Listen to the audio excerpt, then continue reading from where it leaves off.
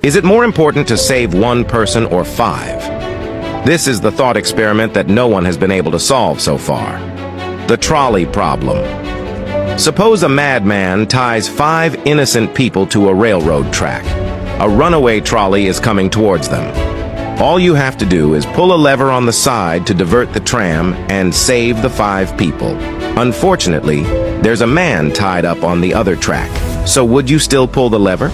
This is what was proposed by the British philosopher Philippa Foot in 1967. He argued that in general, most people's intuition would choose to save 5 people because 5 lives must be greater than 1. So it's optimal to minimize the damage. And this is the classic utilitarian view of maximizing benefits for the greatest number of people. Meanwhile, critics argue that lives can't be compared. Once you pull the lever, you become complicit in an immoral act and partially responsible for the death of a separate person on the other track. To figure out this conundrum, a team of researchers at Michigan State University used virtual reality to create an immersive scenario as a way to see how subjects make choices. They had 147 subjects wear virtual reality devices and were put in a 3D simulation to make choices. In the end, they found that 133 people pulled down the track switch, while 11 did not.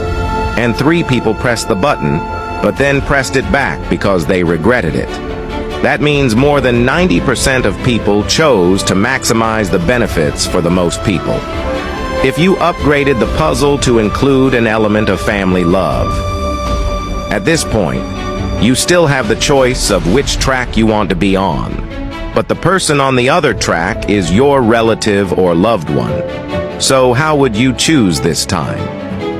In this problem of killing and saving people at the same time, in fact, it is also a double test between humanity and morality. As human beings with rich emotions and thinking, it seems that they always make different decisions in different situations. This may be the reason why the trolley problem will never be solved. If you are faced with this problem, how would you choose?